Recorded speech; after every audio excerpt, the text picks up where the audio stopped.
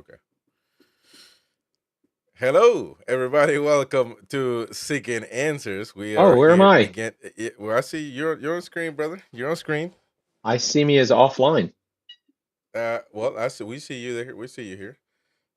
I don't Oh, know. mm, Yeah, you're okay. there, man. You're there. No worries.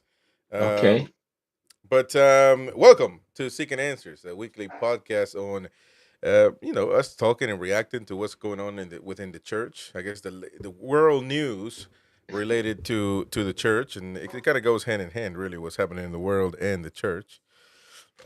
If you want to give it a refresh, you can do that and just join back up, and maybe that'll fix the issue. That was Laurent right there, joining. He'll join us. He'll join us back in a minute. Don't forget, if you find this helpful, or just to have this conversation, we don't know it all, obviously, but we are seeking answers as we go. And so, if you like the conversation, if you like the discussion, please hit the like button. Hit the like button. Subscribe if you're a Christian. If you believe in Jesus, this is the channel for you. So smash the like button. Subscribe to the channel, and of course, chat with us, interact with us. Very important to do that, and that way, we can have a cool conversation. Laurent should be joining us in a moment now. And we'll react to some things and a few things he sent to me that are cool to talk about. A lot going on in the world, to be fair. I don't know. I don't see you, Laurent. Um, he's offline. Um, a lot of things going on in the world, aren't they? It's an interesting time to be a Christian, to be a Catholic. Certainly, with the election of the new pope. Um, and so, and we're going to talk a little bit about that. What kind of pope is Pope Leo the 14th? It's going to be interesting to have a discussion on that, and we'll take a look also at what the previous popes have done a little bit. Not going in depth into those, but maybe that would be a cool show to talk about popes and what they've done. But obviously that would take many days. Um, I've got your name. I just got you as a black screen, and you're offline, Laurent. So I'm not sure what's going on there, but maybe reboot or use Chrome if you're not using Chrome or whatnot. We're gonna wait for Laurent to join us in a minute and to have his opinion. He did send me something cool from the BBC News. Catholic nun has gone viral after beatboxing on live TV. That's something that we got to take a look at. Certainly, we got to take a close look at what happened there with the sister there. Good things going on, but yeah, as I was saying, we're going to discuss Pope Leo and who he is what can we expect? He is going to be, even if you don't not a Catholic per se, even if you're not a Catholic, you're still going to. A lot of people, Protestants, a lot of them respect the Pope. There is Laurent. Um, do you hear me? I hear you, yes, but I don't Yeah. see why my camera is not showing up. Oh well, yeah, I see you now. So You see me, but the live preview does not show me as being there. It says I'm offline. well, I don't know what's going on there. That's kind of weird.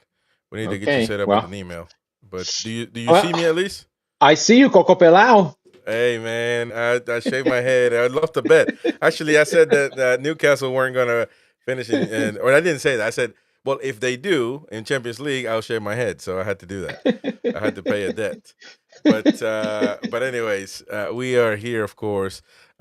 You've sent me a few things, and we're gonna talk about a few of those things that are cool. One of them is really funny, actually. So we will show that. Oh And yeah, the is nuns rapping. as a matter of fact, how about we just do that right now? Let's pull up Laurent's video. And look at this.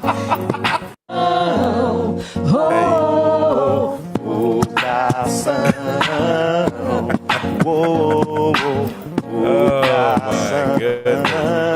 A Catholic nun has gone viral after beatboxing and dancing, breaking it down on the Catholic TV channel. Man, that is crazy. That is, well, it's crazy good. You know, it's a good thing. Now, is this? There you go. Even the priest going with it. So, is this going on in Brazil? Yeah, it is. It was captured Brazil, on the yes, TV. Brazil, yeah. Channel Pai Eterno is two nuns and a priest featured on the program to speak about their work. Now, this is interesting because, first of all, nuns are funny as it can be. By the way, if they are as funny, they are funny. Trust me. You need to go out. People need to go out there and watch videos on nuns, and you will be pleased.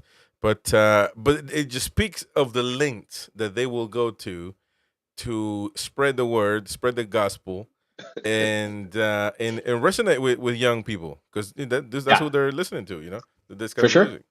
So yeah, I think that my understanding is they are a underserved youth outreach, so they're trying to get close to young men, and so they kind of do that, and they use hip hop to try and access them. So it's just that evangelical spirit. One of the things that is part of the faith is, how do you get people to show up? It's hard. It's something that's 2,000 years old. It's not easy, but I think we're in a moment where it is a time to try and do that. And I think, Chris, you're capturing that with this show and just talking about it, even though I will admit that it's awkward. You feel funny. You're like, talking about this thing. you feel holier than thou, and but it's not.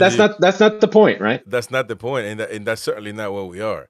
No, if it was two priests talking, maybe so, but it's not. That's what the name of the channel. We seeking answers, and sometimes we do have the answers. But it's good to spread, spread the answers, I guess you can say, to everybody. Or just try and make it normal, so we don't feel so awkward. Exactly, right? Exactly. And we've been with a click of a button just posting these shorts all over the place, and with it comes some negativity. And I'm a firm believer that once you talk about Jesus and spread the word of God, that Satan will work on you harder and harder than ever. So agreed. So he's certainly doing that, and there's certain people commenting, but it is what it is. It is what it is. As long as you don't change your trajectory.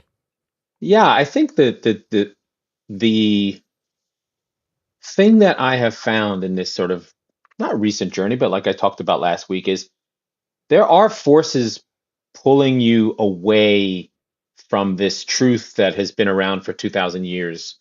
Or if you want to think about the God of the Old Testament, 6,000 years with the Hebrews and the Jews.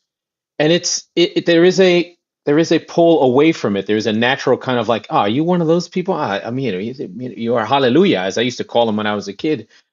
But to sort of let yourself be free and be like, I'm in this. I believe it's okay. People are going to come at us and be like, oh, I had an argument with someone on Facebook, someone I didn't know, just for fun. It was one of these articles that's just like saying polyamory is the way to go, or hey, don't get married, or hey, people don't want to have kids. Why would you have kids? I'm like, wait a minute, whose idea was this? Why are we telling people this? This is a bad idea. And so you get into these theological or philosophical debates, and this one guy was sort of in the effect of, you're just listening to stories that are trying to control your mind. I'm like, yeah, that's the point. Right? Yeah, we do need a story to tell us what to do. You want to say that I believe it's true. You want to think it's not true, and you're living without a story?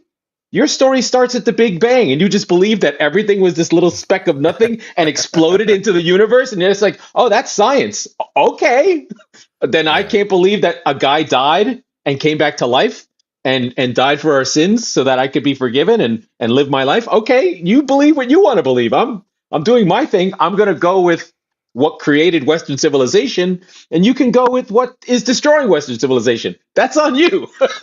No, 100%. I agree with that. But it is good to have certain conversations.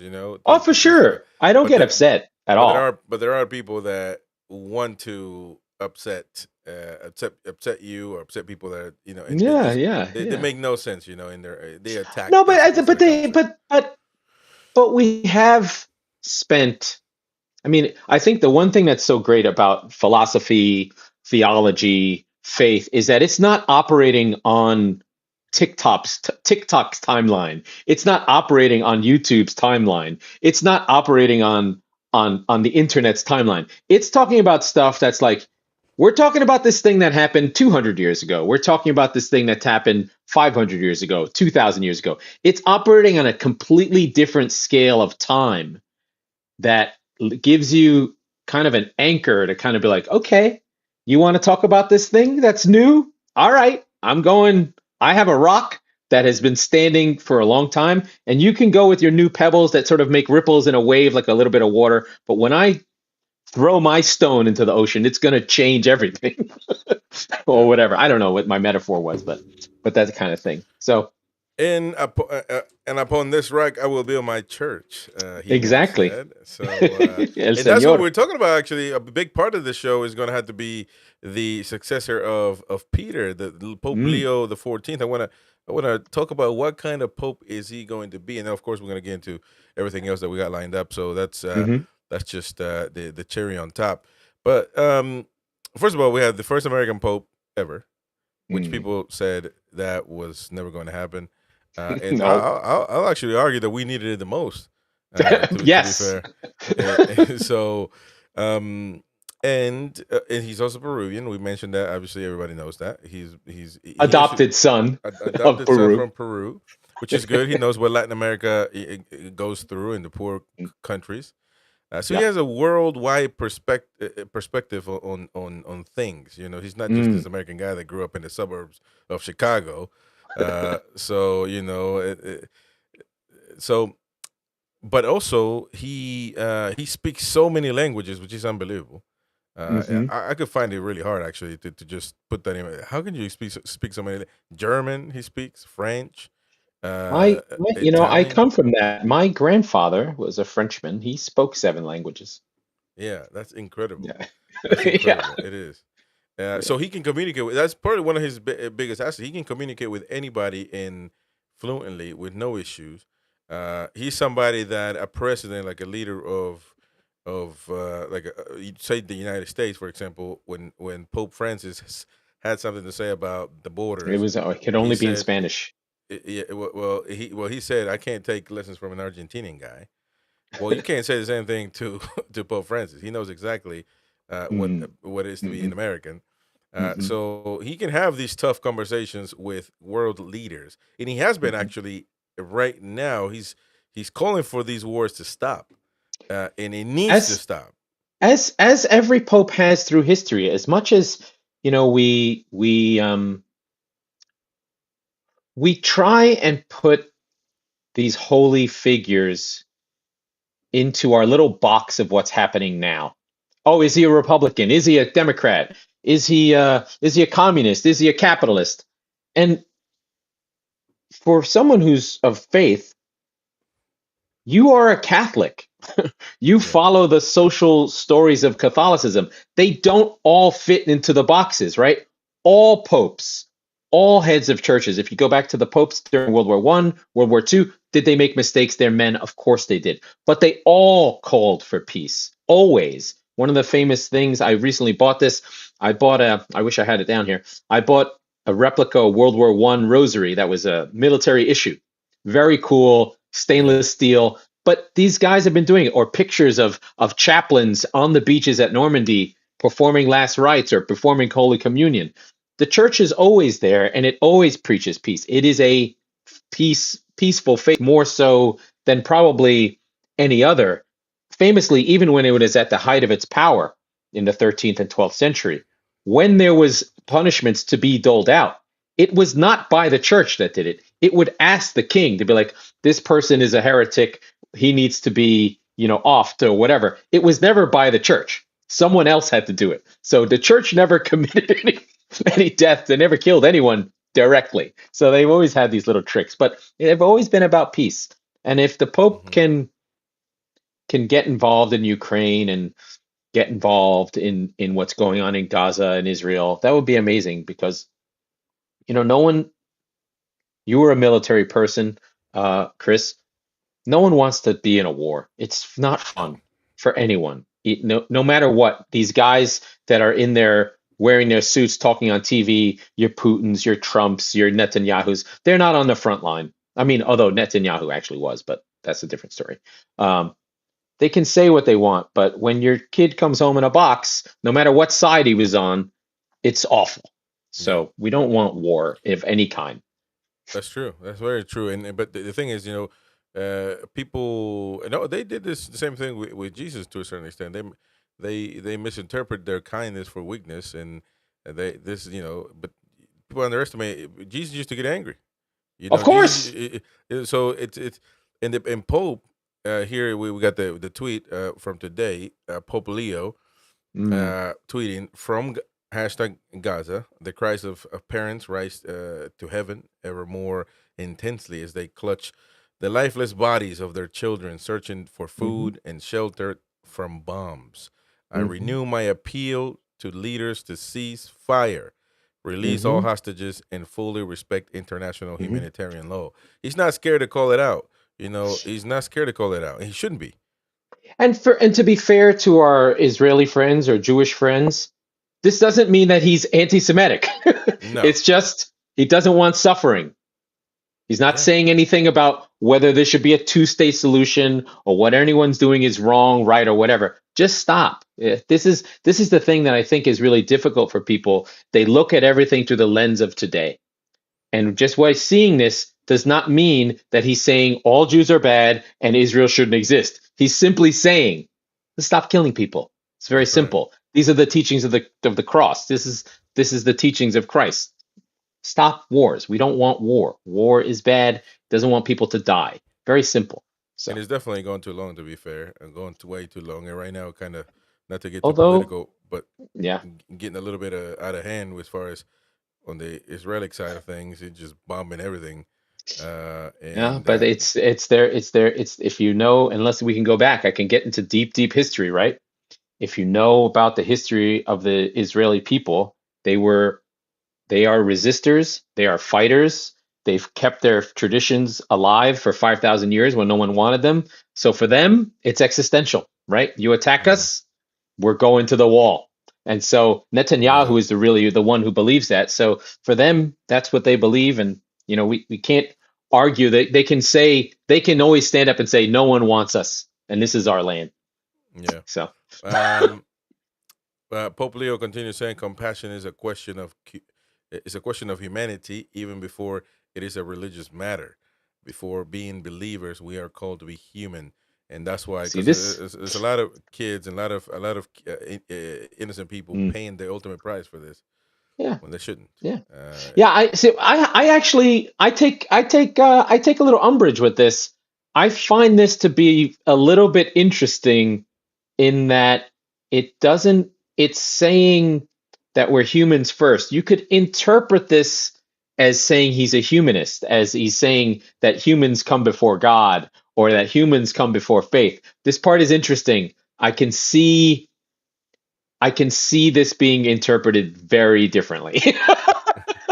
Because he's sort of talking about humanity first over faith over religion, which is kind of interesting, right? Even before it's a religious matter. So that part is very tricky, and I can see conservatives or traditional people being like, "Whoa, whoa, whoa, whoa, whoa, whoa, what are you talking about?" So this is a very modern, I think, a very modern humanist secular take that is straddling a line here that I could see well, people getting pissed off about. I think what he's trying to say most importantly, you got to think of the humans Mm, instead of just as.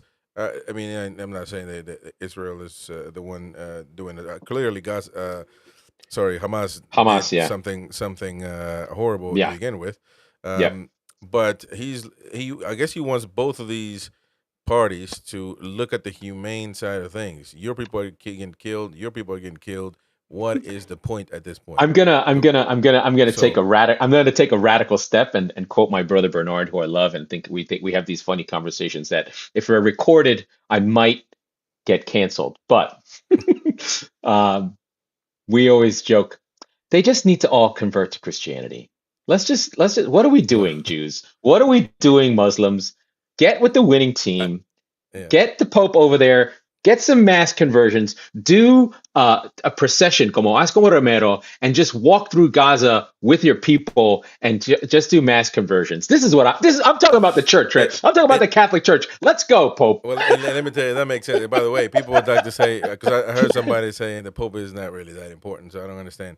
Well, let me tell you something. He created a Twitter account, and in a week it had 18 million followers. So, that's how important the Pope is. Yeah. No, the But Pope is important. The Pope is, I mean, it's not, like I said, I'm very historical. It's not as important as the 13th century when he could oh, decide, of you know course, of what, you're course, not the of king course. anymore. I'm the king. You guys have to stop fighting, pa, pa, pa, pa, pa. But he's still, I mean, the Pope, and I was kidding around with a Protestant friend of mine, the Pope is still the king, for lack of a better word, of 1.3 billion Catholics, right? So And that's bigger than effectively, any. that's bigger than any kingship that there is, Exactly. right? Although, I don't know. just not to feed into the Protestant side of things, we don't worship the Pope. He's not really our king. There's only one king, Jesus Christ, our Lord and Savior.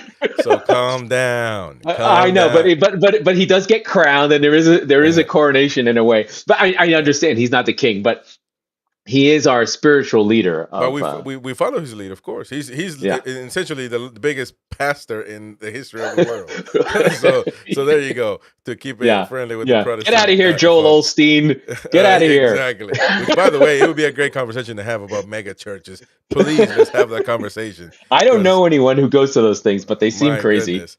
And just to finish up what Pope has been saying, the people of Ukraine, he mentioned Ukraine as well, because obviously that's Hmm. another one going on, Hmm. have been struck by fresh serious attacks. I Hmm. assure my prayers for all the victims, Yeah. especially children and their families. I strongly reiterate my appeal to end the war and support every initiative for dialogue and peace. Let's Yeah. pray I mean, together for peace. what I think about with Ukraine and Russia is those are both Eastern Orthodox faiths, although there are Eastern Hmm. Orthodox Catholic Ukrainians. That's its own thing, and there are Catholic Orthodox Russians. But they are cousins, and unfortunately, the history of the 20th century, when the church left them, is when they really started killing each other much more than they do now. I think when people have the same faith, or they carry the same cross, or they believe in the same uh, top level religion, it's much harder to for Catholics to kill Catholics, or in that context. But I think if you look at the history of the 20th century, when we removed that, it's not a coincidence that we've had the most brutal wars in history have come from this period of time. And then before that was the 30 Years' War, where it was Christians versus Protestants. And that was the most brutal war of the 17th century. So when we get into these like differences of faith, you can get really into nasty stuff. Or even worse, when there is no faith, it becomes even worse. Hmm. So it would be great if the Pope could get the Eastern Orthodox Church back together and have those people, because I think that people still, as much as people don't go to church on a weekly basis, and I know because I go to church, there's only like 50, 60, 70 people there. There's a respect for holy men, and I think the Pope is showing that he has that respect. Yeah. And he has to use it. He has to use it the right way. So, and I Mm. think that's, It's hard. It's not yeah. easy. Yeah. So talking about the Pope, will Pope Leo be a disruptor or a caretaker? Recent Mm. papal history follows a pattern. So Hmm. let me read some of this, and we'll go from there to kind of, I guess, analyze what could happen under his leadership. We could be many years to come, unless he pulls the Benedict and he calls it a day. But it could be many. He's fairly young, by the way. See, what is he? 67, 68? Yeah, he's not too old Somewhere for a around there. Pope. Yeah, exactly. Popes, trust me, man. I mean, they can go for a long time. Ever since the installation of Angelo Roncalli as Pope John the 23rd in Hmm. 1958, the successors of Peter have established a pattern. Pope as disruptor, followed by Pope caretaker, John XXIII declared his disruption less than 3 months after his election, calling for the Second Vatican Council on January Mm-hmm. 25th, 1959. Pope Paul VI, if I'm not Right. mistaken, He's the one who died. then became a caretaker of John 23rd, his mandate upon his election in 63. Now, Pope John Paul the First showed signs of a disruptive papacy, but died barely 1 month after his election in 1978. Pope John Paul II took up the role as disruptor with a papacy aimed in reinstating orthodoxy. We talk about Mm-hmm. orthodoxy, there you go, as opposed Mm-hmm. to Vatican II reforms. Pope Mm-hmm. Benedict the 13th, was it 13th? Pope the 13th or 14th? Mm-hmm. Yeah. Was then elected in '05 to continue guiding the church in that direction. Now, Mm-hmm. elected in 2013, following Benedict's retirement, Pope Francis was accurately summed up by Michael Higgins, Jesuit. Jesuit disruptor. So, and let's be fair. Pope Francis had, I mean, a lot of people didn't like Pope Francis. Let's be fair. Well, he's a radical. He's a, for lack of a better word, he comes from a radical Catholic background, is very of the people, de la gente, very basic. The white didn't want to do any of this stuff, stayed in a small place, had a lot of work to do because there was corruption in the Vatican with money and money laundering being connected Yeah, to the that's true. mob and a lot of dirty stuff going on and trying to deal with the Sexual sexual abuse as well. misconduct. It was terrible. Um, but I think that that's what the church needed. It needed to go back to piety. It needed that in that moment, even though there was a desire for traditionalists, because I think the traditionalists and the piety, they want the same thing. They want to go back to something true.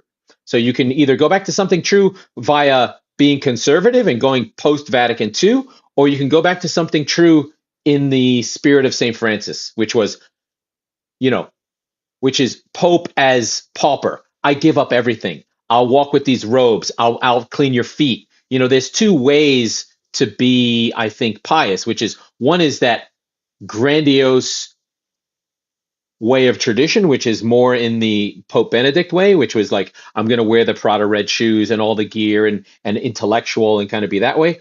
Or for Francis, who was much more of the people, de la gente, almost like a Maradona de popes in a way. Yeah. And I don't know why I was thinking this, but Napoli went to meet the Pope, which is amazing because Scott Well, I do McTominay. have that on here actually. So I do have that right here. Pope Leo receives a Napoli shirt from Naples owner Aurelio De Laurentiis. So there you But go. but he said he's Romanisti, so he's a Roma fan. So He's a we'll Roman. see. Okay. Well, if you're the Pope, you should be a Roma fan. Although famously, when Pope Francis became the Pope, San Lorenzo in San the Argentinian league, Lorenzo. they won their only championship ever. So And talk about divine Copa inspiration. Libertadores. No, Copa I mean, amazing. Libertadores as That well. they would have never won. I mean, that if that's not the proof of God, I don't know what is. Yeah.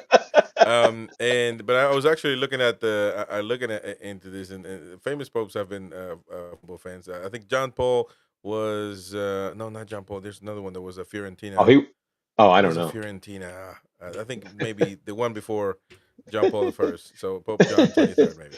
Anyway, but so yeah, Pope Francis was, a lot of people say he was doing blasphemy. To be honest, welcoming homosexuals to the church, transgenders. But I think when you look at things from the neutral perspective, it's easy to understand. But when you have a preconception of what somebody is, like for example, just to keep it simple, people will think they know what Trump says or meant to do before he even says it. Same thing Hmm. about, well, when Biden was there, or the left side, the Democrats, or whatever. So instead of just looking at it from the middle side of things, what I see from Francis is somebody that was trying to accept people at church. The Now Sacred Heart, right? He he was what he took that deep. That's what I mean. That deep piety of not being judgmental, of being you're exactly. forgiven for your sins. I'm here with you. What you do to the least of my brothers, you do unto me. Right? Exa- That that he that he wasn't forgiving church, right? he wasn't saying, the next pope is going to be a gay, homosexual. He wasn't saying that. I I mean, mean, it probably have been for all we know. but we don't know exactly. They can Um, be homosexual, they just can't act on it, right? well, I mean, yeah, I reacted to a video on this channel about are you born gay? So check it out, and Oh God. From Mike, Father Mike Schmidt. So it's Uh-huh. interesting, very passionate, very compassionate. But that's what these religious leaders need to be. They And can't they be. are. They can't be. You need to do it. Like, well, I'm sure 100 years ago, popes were like, "You got to do this, or else you go to." But it's not like you can't resonate with people like that no more. No, and I think you still I think in my estimation, I do think they need to hold firm Right. to the doctrines of the church, of the Of course. rules of the church, and give people guidelines of where you want to be, but not condemn people, right? You can be who you want to be, but to be Catholic, this is what you have to do. And you can go to confession and you can play within the games, the rules of our game, the rules that we've set out to have a good life. But if but we don't condemn you as a demon, right? Exactly. Or that you're possessed or that there's something wrong with you. You just with this is our faith. This is where these are what the guidelines are. We love you.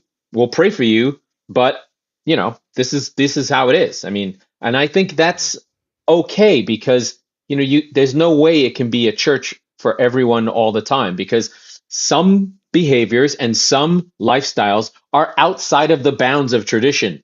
And the church is to hold up the tradition that will give you most people the best life most often.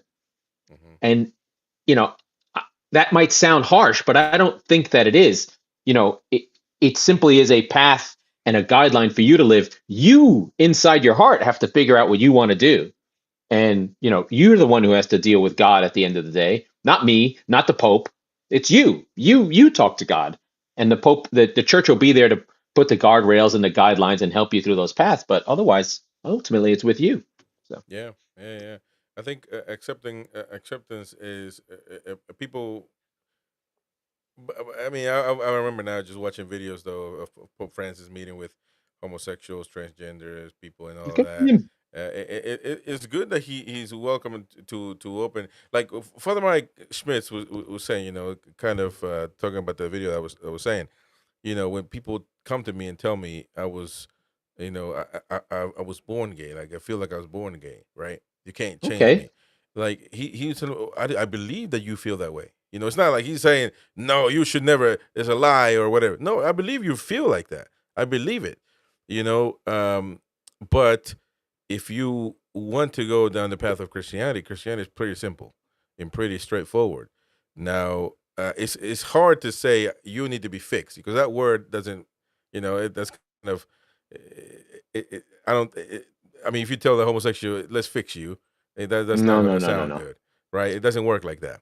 But if you want to be a Catholic, a practicing Catholic, a practicing Christian overall, then you have to do it yourself. You have to, um, I guess, come to the realization that this is a sinful act.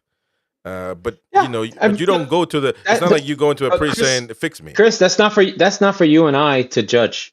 Yeah. No, Ultimately, no, no. Of you course know, not. we're we're Not. we're just two schnooks trying to figure it out. Yeah, yeah, yeah. No, no. But no, I didn't come from judging anybody. I'm telling you Yeah, yeah, yeah, what the yeah, father was saying and what the church ultimately says. Because yeah. so in that's what was criticized from Pope Francis very Mm, much. mm. He was hated for it. Hated. Catholics Yeah, I hated think him for it. the other piece that people didn't like was there is a movement, and I have been to the Latin masses, I have been to the TLM mass, is that Pope Benedict was trying to bring some of that back, and Francis reeled it in. And so people viewed that as an attack against the tradition because there's a little bit of a schism. There's a little bit of I do the mass like it was before, like it was the 15th century. I do the Tridentine mass. We do it in Latin. We incense the altar. The priests face away from us. We just sit and quiet and we're just there, venerating the Eucharist. And there are people that think that is the only way to be a Catholic. I disagree with them because having been to both now, it is cool to be able to go to a mass in Latin because you're connected to the language of St. Peter, which is powerful in of itself, but not everybody wants that. And so we've had Vatican II that sort of allows for local bishops to decide how their diocese wants to do mass. And it's Yeah. nice Some to people understand what's going on. some people want to go back to Latin. I mean, you're They not do. gonna you're not going to again. y- People are The not going thing to view is, you. They can't. the, They can't follow you. They can't. the thing is though, Chris, if you've gone, I don't know if you have, there is something very mysterious about it. So it does elevate you to some other world because they're literally speaking another language. It does take on a more mystical experience. They're just like, I'm someplace else. I'm being transported to another place. And if you think about the Greeks still do their mass in Greek. The Jews, they do their masses in Hebrew. But they've modernized it, right? So the old religions, Islam, all Muslim people, no matter what country you're in, you have to learn to say it in Arabic, right? Allah Akbar is Allah yeah, but that, Akbar in Nigeria, and it's Allah Akbar in Singapore, right? yeah, So because the language actually does make it yeah, but mystical. that's their language. I mean, if you go to just anybody in the Middle East, all of them speak Arabic. All of them. No, no, but not, Aside from speaking Qatari or no, no, no. it's their language. But the Chris, Persians in Iran do not speak Arabic. They speak Farsi, but No, no, I know they that say it their in main Arabic. language, is not it. But I know people from actually somebody from Iran who is a Persian. He speaks Yeah, Arabic because they're taught that from the beginning. We weren't taught to right. speak Latin, But so but that's the thing, Chris. We used to all be taught Latin. well, I don't know about that in the United States or Right, England. right. But It- this is like anti-Catholic country. well, yeah, but not the rest of the world, not the rest of you, not the rest of Europe or South But no, no, no. America. But Chris, that's the thing. If you went to Catholic school up until Vatican II, up until 1965, you learned Hmm. Latin in school so that Yep. you could hear the mass and understand it. So we did do that, and so that's I'm sort of taking the traditionalists' point of view of just like these monofaiths that are powerful throughout history. Judaism, it's still in Hebrew. Islam is in Arabic. Roman Catholicism was in Latin and now it's in the language. That's the point. You know what I mean? Yeah. That there is a lineage and traditionalist that does keep the language because it keeps the mystery of it. Yes, it's hard to understand. That's the point. You're not supposed to know. That's the language of Well, Jesus. yeah, but if you're trying to grow Christianity, you're not going to. Uh, I understand. That's the argument that Protestants had. no, no, no, no, no. But that's not the same thing. No, No, it's no, not no, the same no. thing. In the 16th century, that was the point. Like the guy who translated the Bible from Latin into English the first time was a heretic and was brought to the bishop. It was like, "What the hell are you doing? Why are you saying this stuff in English? You're not supposed to do that." So Yeah, it is like writing the Bible in your natural language was a heretical thing. So it's all yeah. very interesting. Well, it is interesting. It is I guess you can say a radical or traditional, however you want to look at it, point of view. And but that's what is Pope Leo going to do? Because we don't know much. I mean, right now he's obviously making people Well, trying to get them to stop war. Now, do we I need think to go back? I think he'll be somewhere in between. I think that as he's someone who is elevated by Francis and understanding the modern world, especially being in South America, there's a little, you'll know better than me. Latinos are conservative by nature, right? It's just, Yeah, it's within the faith, within it, there is a heartbeat of the festivals of the town, of venerating saints, of prayer, of things that are more traditional. So he'll carry that, and then I think as he's someone who is elevated by Francis himself, he is beholden to that legacy. But then we can already see in the name he chose of Leo, who was a pro labor kind of yeah, modernity, but he was both conservative and at the same time. And we can see it in that Leo is staying back in the Vatican, wearing the full garb, not going in the white, not wearing the beat up shoes that Francis wear, that he's somewhere in between, right? Because he's not a Franciscan. He's not a Franciscan. He's an Augustinian, which is an older Yeah. order that is much more traditional. So I think he'll be somewhere in between, sort of tack us back away from some of the radical side of Francis and more in the middle of what you'd expect. I think he's more measured, more intellectual, more kind of like an operator versus a radical. Well, why he chose Leo was obviously for Leo the 13th, 13th. and he was a revolutionary when it came to modernization. And I think that's what I've quoted him from talking about AI and how he Mm, can say we need to utilize that and whatnot. Now, some priests from around the world have saying, "What does the church got to do with AI?" Well, but if that's what Pope Leo's doing, I like it because you got to stick with the times. You can't kind of what the sisters were doing. You were beatboxing, so you got to stick with the time. You can't let it. You can't. It's something with businesses. People before used to not hire a social media manager. Now you kind of have to. So hmm. you got to stick with the time. Although you got to maintain. Clearly, to me, it's Balance. pretty. It's pretty It's simple. I mean, balance. the scripture, you cannot change. You know what I mean? So that stuff should never be even thought of being changed. Mm. But obviously, different ways of approaching people. I think that Well, should be. it's also about emphasis. Like, what do you want to emphasize? Do you want to emphasize a fire and brimstone kind of like orthodoxy, where everything outside of the line is terrible, or do you want to be like Francis was? It was just like, you know what? These things that are outside of the Catholic Church's teachings, I'm not choosing to emphasize that. I want to talk about the poor, and I want to talk about the dignity of poverty, and I want to lift those people up. You're gay, you want to get married to 5 people. Yes, we condemn you. That's fine. That's not what's important to me. What's important to me son los pobres, right? If and that's the direction that I think these popes have and where they can go. I mean, I think that we saw this earlier. We talked about it last week.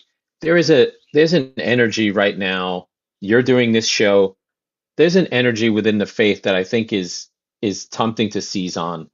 Like, I just think about Bishop Barron, how big his thing Yes. is, how big Father Mike is, how we're doing this show, how there's has the War on Beauty, this young woman on Twitter who's just talking about faith. She's a Jewish girl from LA who converted to Christianity because she went to Italy and said, "Why is everything beautiful from 500 years ago and everything new terrible?"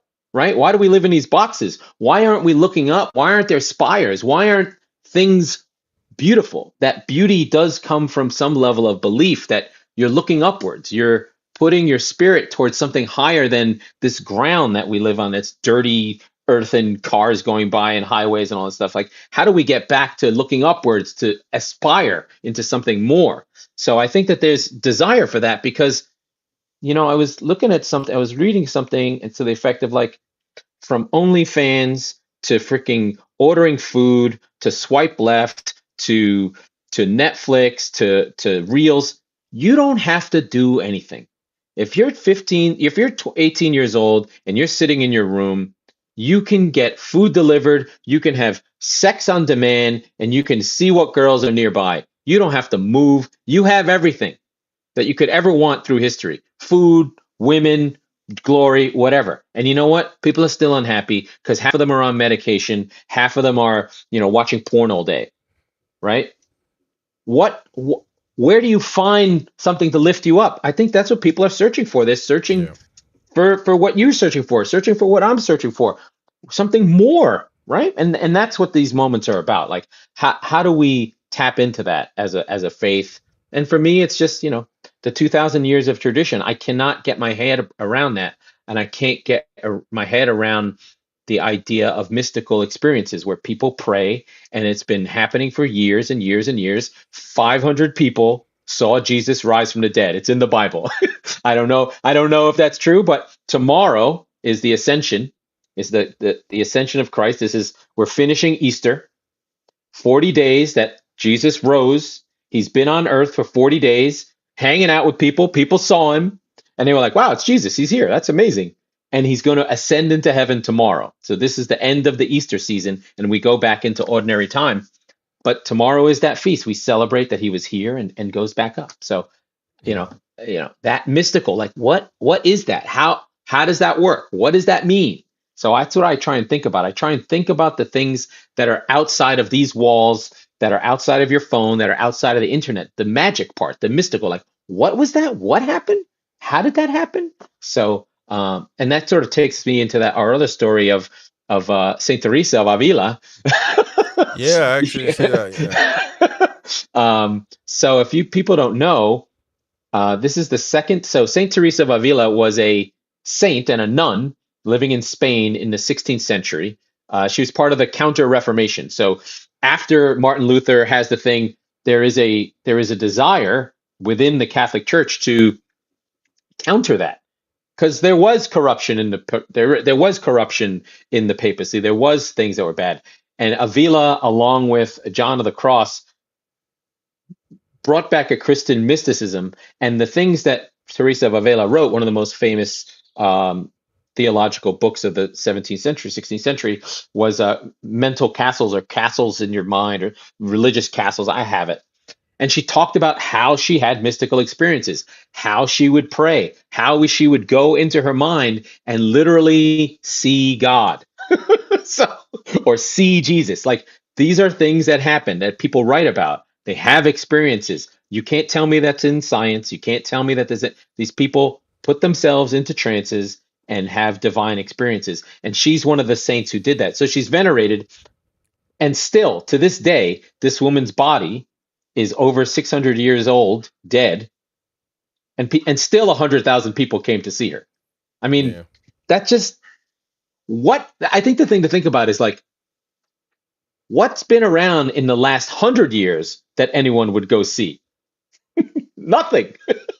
Yeah, unbelievable. I mean, Uh, like the kids from Fatima, like the thing that's amazing is the things that people still follow and go after and see are almost always religious. Always, right? Fatima is 1911. Uh, Bridget Bernadette and in Lourdes is late 18th century. People still go. The Vatican, that the material world doesn't really capture us. But when something is spiritual and mystical, it means more. So this Avila thing, she's exhumed for the first time in, I don't know, 100 years, just to show the body. They carry her around in a silver casket. It's incredible. Nobody does weird Catholic stuff like the Catholics. It's the best. They pull out some lady who's been dead for 100 years. Incredible. Relics. Somebody has her finger, like all sorts of crazy stuff.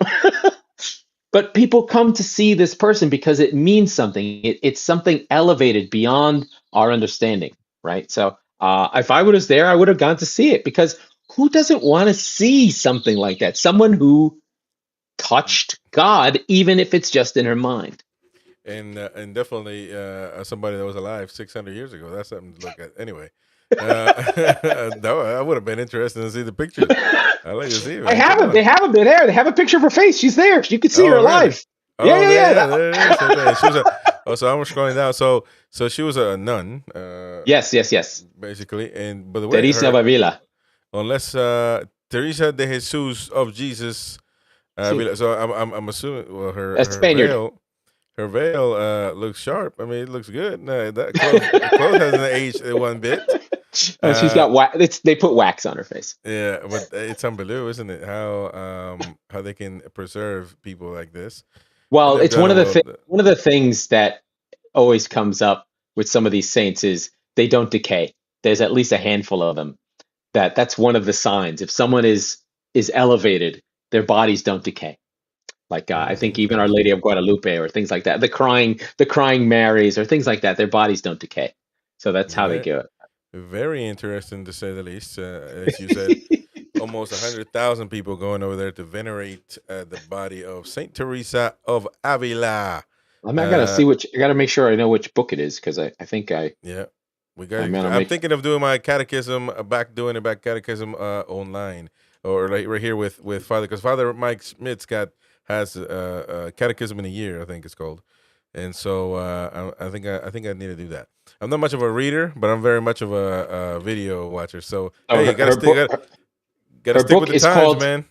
Her book is called the interior castles or the interior mansions. And she goes through like Unbelievable. 7 levels of having mystical experiences. Her and John of the Cross. Those are the Yeah. ones. Those that's the thing that really grabs me. It's just like these people are outside of science because they're only in their minds exploring faith. I Yeah. find that fascinating because there's no science there, right? Like, oh, they're going to put nodes on your brain. They don't say anything. Yeah. It happens. It's real. All Anyway. right. As you know, being a Catholic involves separated from Protestantism.